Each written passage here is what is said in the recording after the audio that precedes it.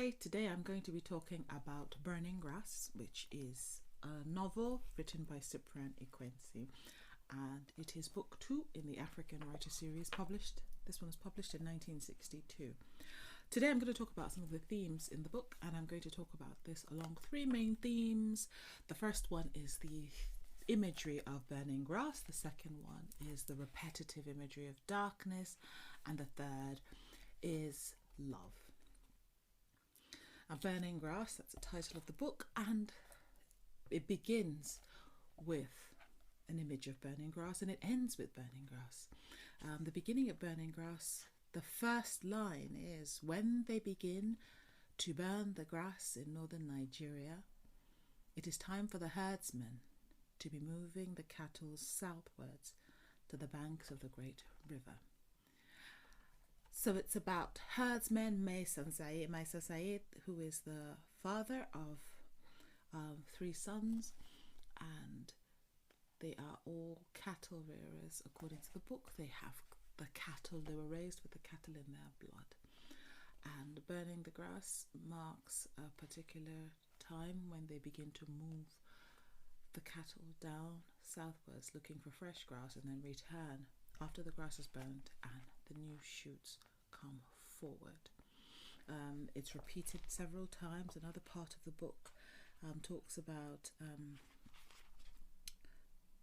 looking for green grass. It's something, says, when they begin to burn the grass in this country, that is the time for all herdsmen move.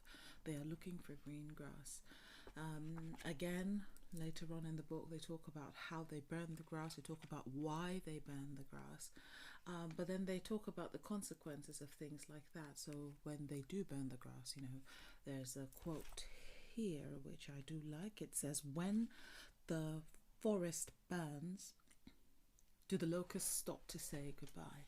So there are consequences to these actions, but we do look through everything. And the idea of burning grass symbolizes the death of old things and new things coming. The book is essentially about the journey, the wandering journey of the father who goes about looking for his son's love. So it represents a closure of the old things. He's in search southwards as well, just as his cattle, he's in search for something new. And this book takes us on that journey through that. Another theme is darkness. There is repeatedly this fight against darkness and the dark magic, and ironically they complain about dark magic from their enemies, but their way of fighting against this magic, this darkness and this dark magic, is they don't claim to have any kind of bright magic, or they don't seem to repel it. The way they fight it is to have dark magic of their own.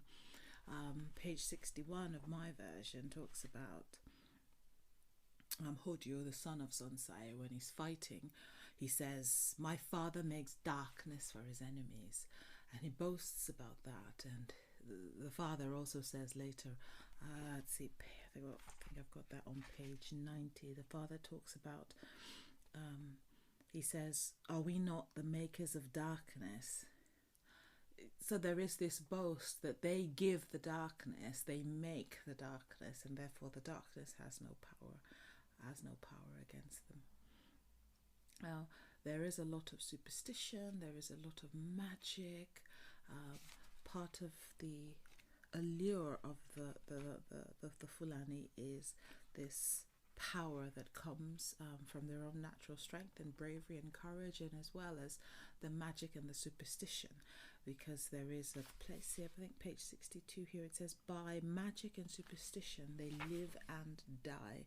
Because the Fulani were well known in northern Nigeria for their magic. By magic they camp without a fence, and no lion dare seize a beast. By magic and superstition they live and they die.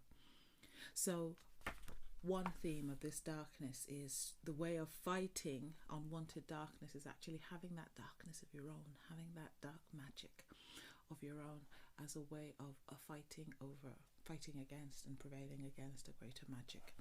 And the final big theme in the book is essentially a love story, And it starts out as a love story between one of Sansaye's sons, and as it progresses, it comes into the lengths the father goes for the love of his son.